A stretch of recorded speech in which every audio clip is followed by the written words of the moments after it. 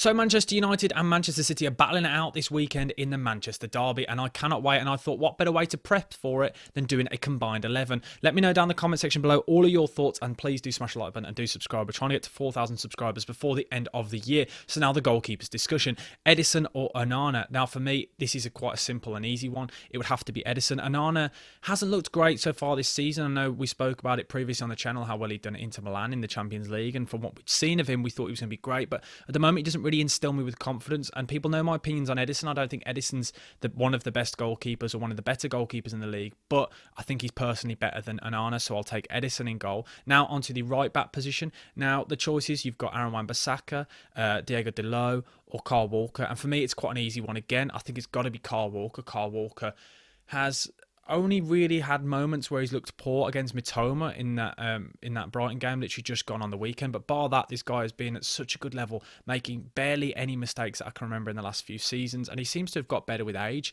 kind of age like fine wine. And we looked at Cancelo, who got moved over to a left back at the time because Kyle Walker was playing so well, and then got removed from the club. Like, this guy is kicking out some great players. I think Kyle Walker is so good, and he's honestly clear of Dalot and Aaron Wan-Bissaka. Aaron Wan-Bissaka, I think, has had a great improvement. Same with Diego Dalot. I think the both of them are getting a lot better under Ten Hag, but they're still not on Kyle Walker's level. Now onto the defensive partnership. Now this is where it gets a little bit juicy.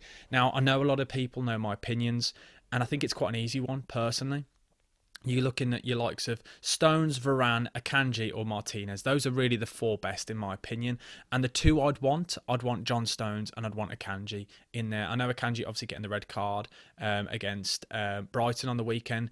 But before that, this guy has been so good. No one really expected him when he signed from Dortmund to break into the side like he has done. He's fast, he's tenacious, he's comfortable on the ball, and he very rarely makes any mistakes. Like, looking back, bar the weekend, I can't remember a single mistake this guy's made in so long. John Stones, who can kind of play as a holding midfielder, we don't really know his position anymore. The guy is absolutely unreal. We know exactly what you're going to get from him. Great on the ball. He's now a leader, and he's matured so well, and that's why I'd want him in there. Varane, I think, has struggled in the Premier League. I still don't think he's anywhere near the other two. I think Martinez is in more of a shout to make this combined 11 than Varane personally, but again, I'm still not convinced by Martinez. He doesn't instill me with confidence. So now moving on to the left back position. Now the left back position is an interesting one because both sides are currently playing with centre backs there. You've got either Ake, Gvardiol, or Lindelof. Now Lindelof has looked a lot better at left back since he's been there, but he has made a few mistakes in recent weeks. I'm still not fully convinced by him, and I'm still, like, you look at players and you think of how long he's been in the league now. He should really have acclimatised to it, and I still don't think he's nailed down his own position. He's only in the left back position at the moment because of Luke Shaw being injured, and obviously them getting rid of Alex Telles last season. So for me, it's got to be straight away. It's got to be Gvardiol. I'm really sure to say it then. He's taken to the Premier League like a duck to water. I think he has looked so good, so solid, and offers actually a little bit going forward sometimes. He really drives with the ball quite well.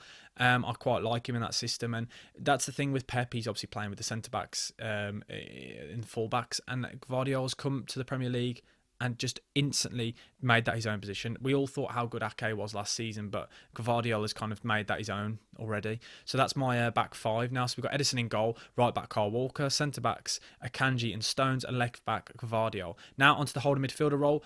Casemiro versus Rodri. Now, we spoke about this last season, and a lot of people liked to discuss this and said it was very close, but I think we can all say safely, and it's a very easy thing to say, it's got to be Rodri, hasn't it? Rodri has proven, even when he's out this Manchester City side, this guy, like, that he's so, they rely on him so much. He is a massive part to that side. You saw when he went out for those 3 games, they lost 3 games. It is mad the impact this guy has. He comes back into the side and they beat Brighton straight away. A game that a lot of people said could have been a banana peel kind of game where they could have slipped on it, but absolutely no chance. He is so good. Casemiro, don't get me wrong, is a great player, but I do think he's starting to really slow down. You can see he's struggling to keep up with the pace of the Premier League. I think he's kind of had a really difficult season so far, and I just don't think he's on that level anymore. Now on to the other 2 midfielders. We're playing a 4-3-3 in this system.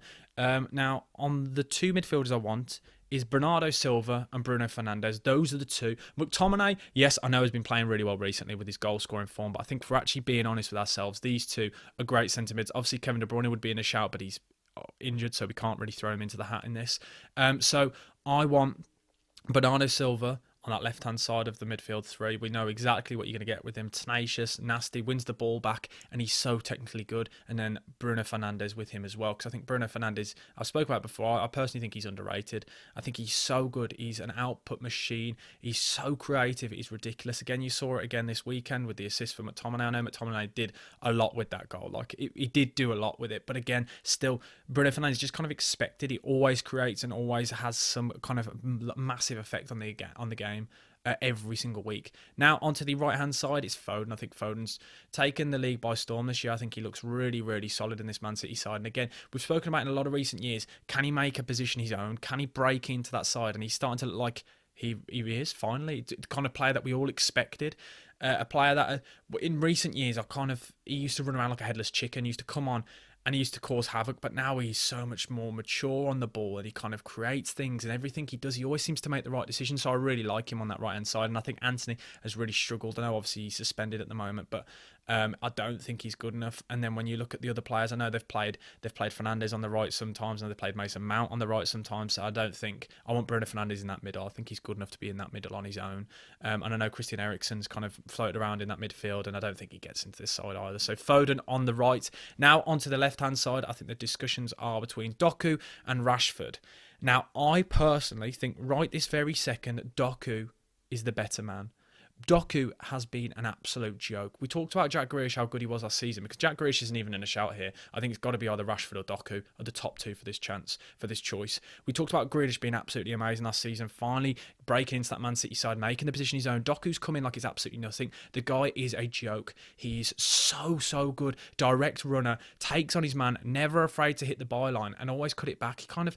Not many players, when they've got that much pace, can keep hold of the ball so well. He keeps the ball so close to his foot. It's like it's glued to it. And you saw this weekend for his assist for Alvarez in the Brighton game, just how effective he can be. So I want Doku in there. Don't get me wrong. I think Rashford, when he's on form, he'd definitely would be ahead of Doku. But I just want a bit more consistency with Rashford. We haven't really seen it so far this season. I don't think he's hit the heights that he did last season at all yet. We have seen little glimpses of it, but I just need him.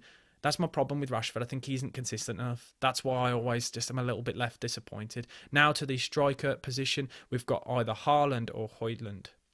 Now, I love these two. Now, I think Højlund is absolutely unreal. Like, I really, really like him. And for such a young age, for such a big fee, like, it's like pressure hasn't meant anything to him. He's kind of come over and he started really, really well, scoring in the Champions League, scoring in the league. I really like him. But it's just unlucky that he's compared against Haaland and Alvarez. I'd probably have Alvarez and Haaland over Højlund, but that's not any disrespect to Højlund. It just shows you the level of Man City's strikers. It's a joke. It's ridiculous. So it'd have to be Haaland for me in that striker position. The guy's an absolute machine. He's got 9 goals in 9 games in the Premier League, and we're talking about how he's flopped this season. Like, just think about that as a stat. It is absolutely mental. It's crazy. But there you go. That is my combined 11. I'm going to reel through it just once more for you. Are you ready for this? Just so then you can remember. So my combined 11 for Manchester United and Manchester City is in goal, Ederson, left back, Gvardiol, centre backs of Akanji and John Stones, right back, Kyle Walker, holding midfielder, Rodri, 2 box-to-box midfielders in Bernardo Silva and Bruno Fernandes. Then on the left-hand side, we've got Doku. Then on the right-hand side, we've got Phil Foden. And up top, we have got Haaland. Let me know your thoughts on that combined 11. I'm really intrigued to hear what you think. I'd like to think I haven't been too harsh on Manchester United there. It just shows you just how good that Man City team is. But as I said, let me know down in the comment sections below. Hopefully you've enjoyed the video, and smash the like button and do subscribe, and I'll see you for more content coming your way. Thank you. Bucket Sam over and out. Thank you. Goodbye. Peace.